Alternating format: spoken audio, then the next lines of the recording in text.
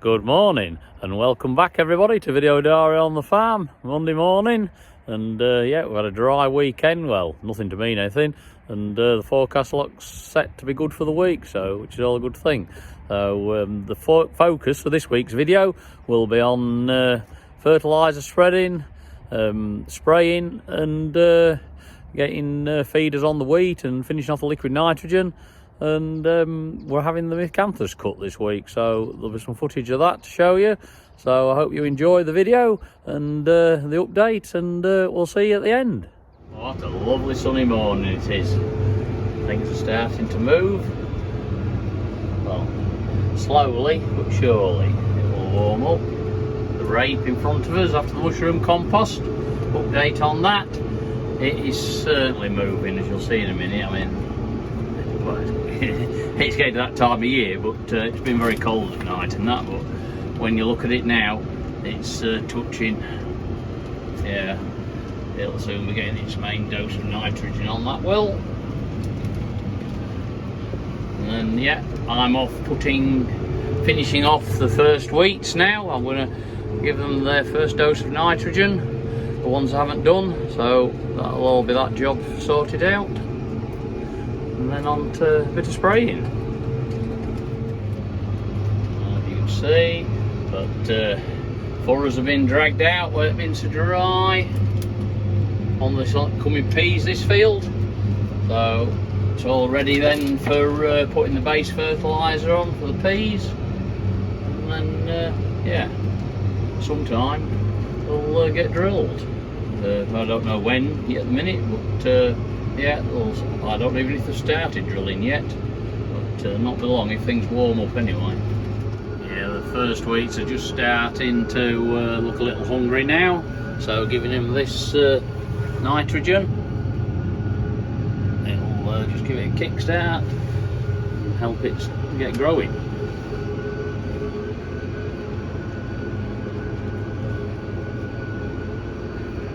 It always makes you feel better when it's a day like today, lovely and sunny. You can't beat it. Gives you get up and go.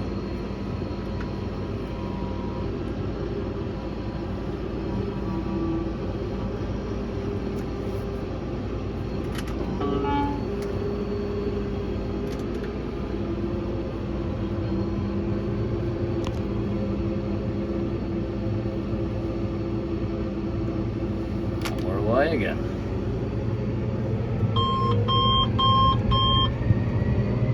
We're just in a field at the Winterton block of rape, and this field and one other's having some feeder put on it because it needs a bit of a kickstart. The nitrogen hasn't really taken off yet, the rape, for whatever reason, even though it's had that dose of nitrogen 2-3 weeks ago. But anyway, hopefully this will give it a bit of a kick and be up and away and catching up like it is on the headland then. This is the other field. It's even smaller in places. Been the odd pigeon on it, but they haven't really grazed it down to the stalks. But for some reason it just wants to kick up the backside to get it going now. Yeah, when you look at it, it's just small. Like I say, pigeons have had a little bit of a go at it in places, but it's just the plants are so small for some reason. So this feeder, like I said, hopefully should help them pick it up a bit. Just putting some nitro on the oilseed rape, second dressing. So all good stuff. Team effort here.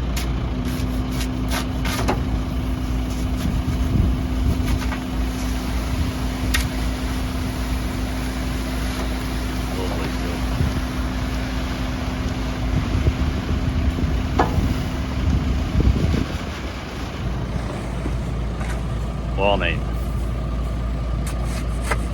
There we are, another one. Not long filling up. Andrew's on the forklift. He's helping us all out. Getting a bit done now. Yeah, spread a comfortably old 3 ton. So you probably fit 4 in at a push, but anyway, you always put 3 in. So yeah, good big off of that.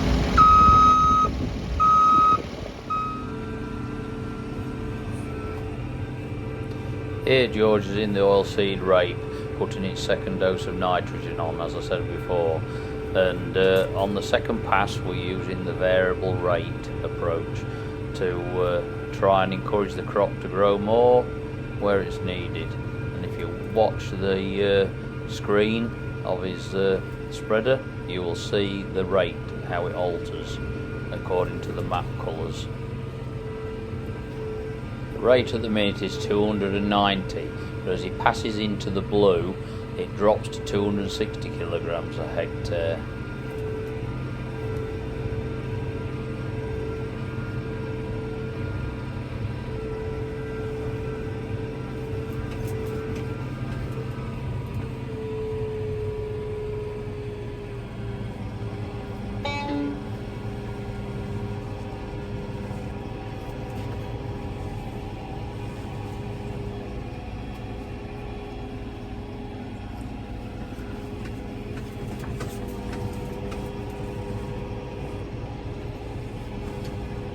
The spreader can put different rates on for half its width, so like 18 metres one side and 18 metres the other. So if you're looking at the screen now, you'll see there's a different rate going on the right hand side where the blue colour is, compared with the left hand side which is on the green, which is, with the green being the lower rate.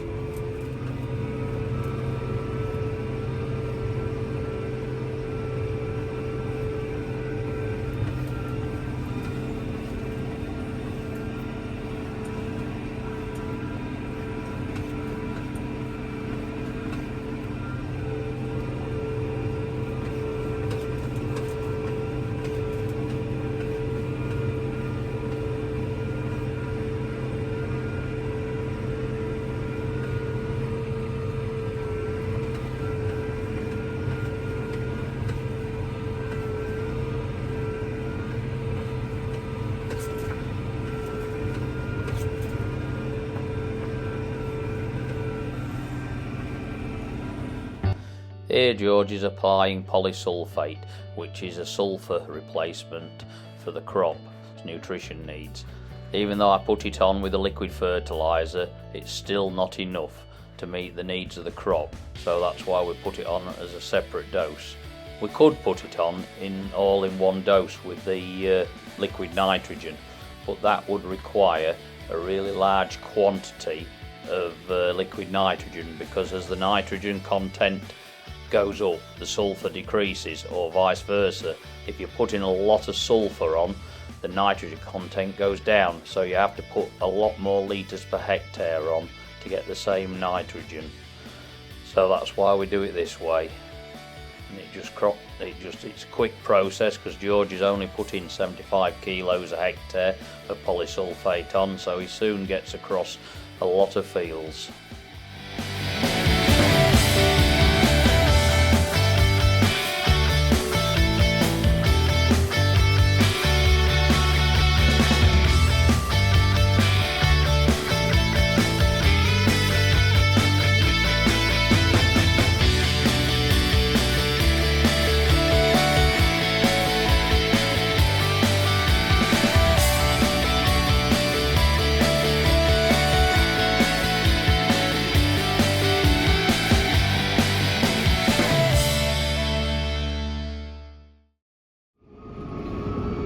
This is one of two fields what stand out. This field and the other one across there, this had that sewerage sludge on, human sewerage sludge at harvest, and they are really green now still. Without, this is only the first dose of nitrogen on them, so obviously there's a lot still in the land from applying that sludge. It's growing well. When I go round to the other end, you'll see the difference. This is the first wheat, obviously, and I'll turn it round. When I turn round, I'll show you this other field across the way, which is the second wheat, and you can see how much yellower it looks to this one. And that one's had its nitrogen on for about 2 weeks, the other field. So yeah, it's interesting. Yeah, you can see the difference, can't you? In front of us, second wheat, which is yellowy, and this is lush green. So it just shows you the difference in crops, and like I said, that's had nitrogen on it. It was applied maybe well, nearly 2 weeks ago. It will be 2 weeks ago, and it still hasn't greened up as yet. But I know soil temperature's low, but it just shows the difference in the residual N in the soil between a first and second wheat. Unbelievable, this. The burnt out caravan at the bottom of one of our fields near Risby Warren, which that's Risby Warren in the background. Yeah, they must have dragged the car, come up this grass margin from a road what's up near them near the trees there, and they come down here and set it on fire. Bloody hell. Just words, you can't describe it. In people nowadays, yeah, it looks like there's a load of tyres inside it. We've been burning. I think Andrew's got a couple of photos when it was smouldering. I'll put them on. But, just a mess. What's society coming to nowadays?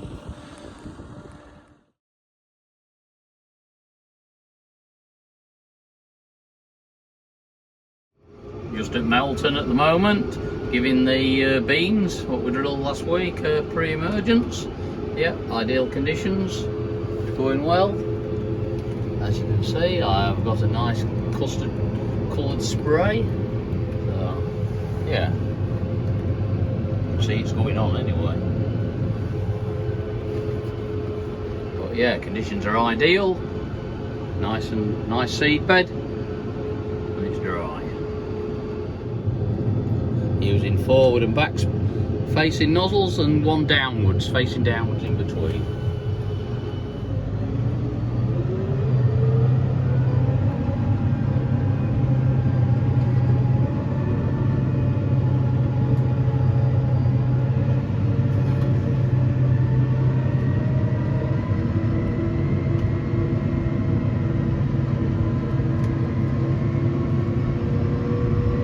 Superb, look at that tipping up at the end. Well, we've started rolling some of the winter wheats today to squash the stones in, because there seems to be quite a few stones on the surface. Obviously we didn't roll at the back end, so yeah, we do like rolling at spring, because some of the stones we have, it could, well they do, the jig of the combine knife sections up, so, and we think it makes the crop grow a bit. It breaks the cap on the soil, lets a bit of air into it, and yeah, firms the job up.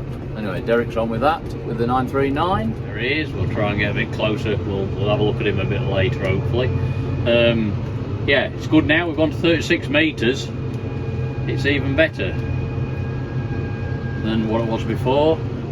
Yeah, as I was saying, because now we've gone to 36 metres, it's even better than what it was before, because we go up and down every tram line, and there's actually 2 breeds in between, with it being 12 metres set of roll, so it keeps all the wheelings in one place, and yeah, it makes the job look tidy, it does.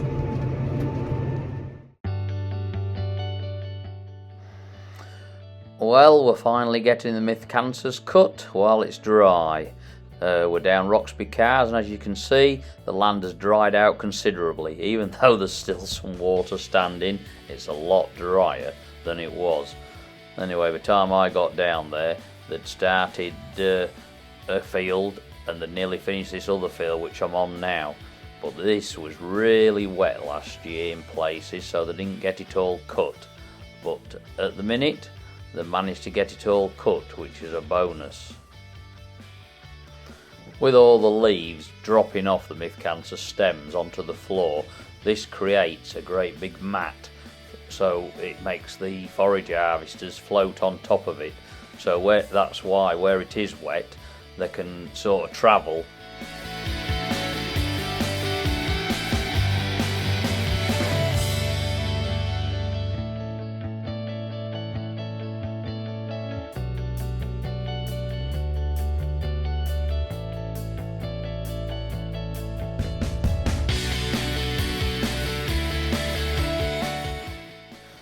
To cut the Miscanthus, obviously as you can see, they're using a forage harvester.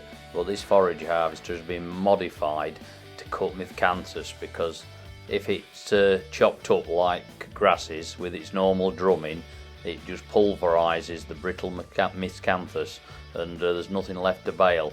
So what the contractor has done, he's designed his own drum. He's taken out the normal one that fits in a forage harvester with the knives on, and I believe from what I was told, it is a new drum but just made of paddle with paddles in it, and there's so many paddles, and all it does is the front maize header, modified maize header, it cuts the Miscanthus, and as it goes through, the drums hit it, and they've opened up a gap behind the drum with a deflector plate that lays it on the floor, the Miscanthus, in a swath, as you can see, and that's all that needs to be done with it, and it's in lengths then which can be baled.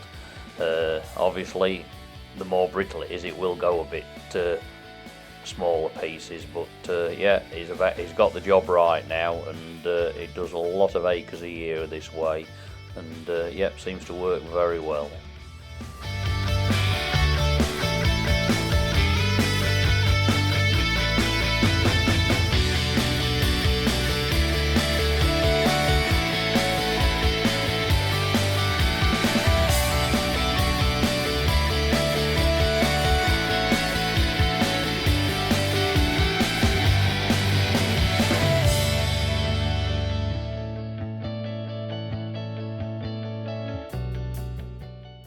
I'll just show you the wet patches where they were last year, and you probably saw them in the standing crop in a previous video.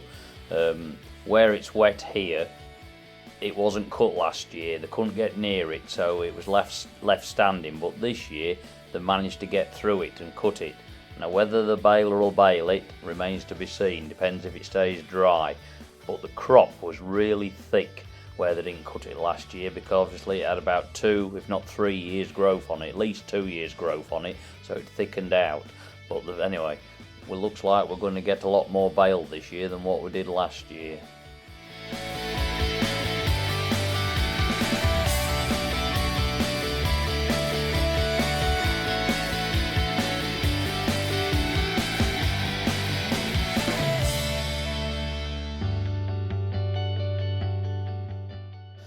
You might think that this field they're in, this small field, looks really thin. Well, it is thin, but it's thicker than last year because this was drilled planted a year after the rest of it was. So it's still thickening out, but it's a lot thicker than it was last year, and it will continue to increase in thickness. But it will be a good piece eventually. But yeah, as you can see, there's soon 2 of them working together, and they're soon making light work of it. They're covering the ground fast.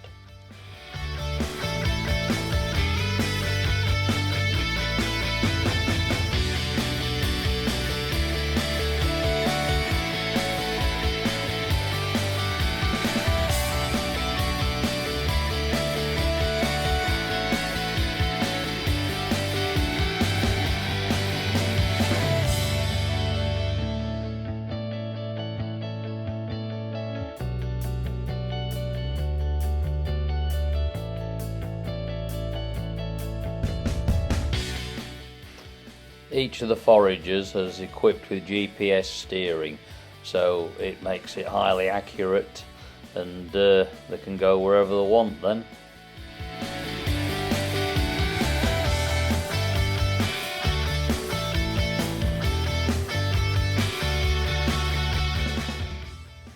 Once Miscanthus has been cut, it will need to stand for about at least a week anyway in a swath, just to finish it off at ripening, because some of the stems still have greenery in them, so obviously it doesn't want baling just yet, otherwise we shall get penalised for moisture when they're taken into the factory.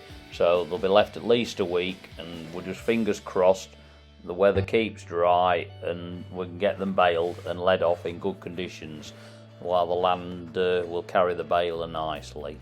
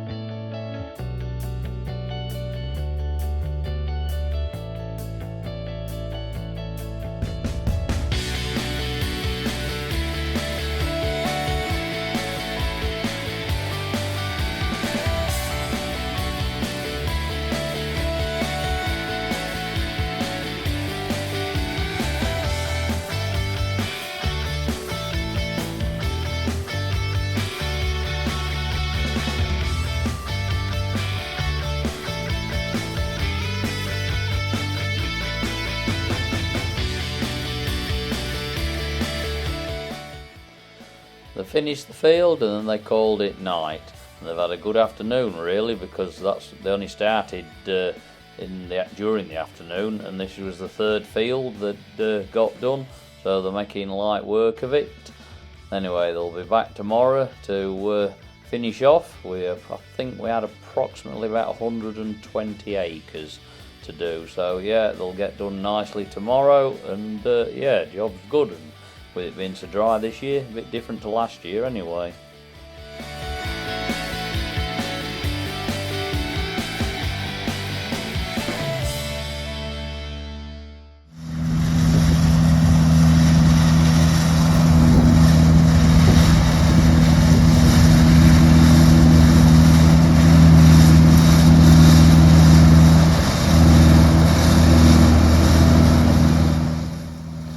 This field of Miscanthus is an exceptionally good one. It seems very thick and there looks to be a lot in the trails, so we're expecting quite a few bales off this particular field.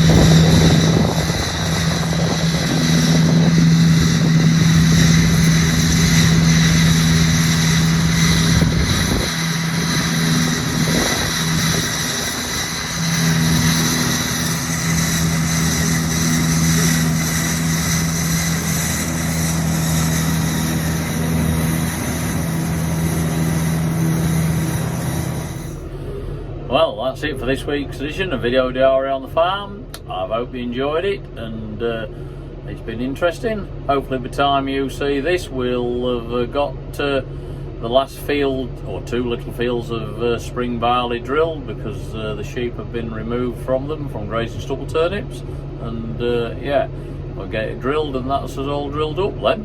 And yeah, hopefully the weather will stay fine and we'll get the Miscanthus baled, and then we should be leading it off. But yeah, brilliant. Anyway, like I said, thanks again for watching, and hopefully if you have enjoyed it, please hit that like, share and subscribe, and we'll catch you again next week.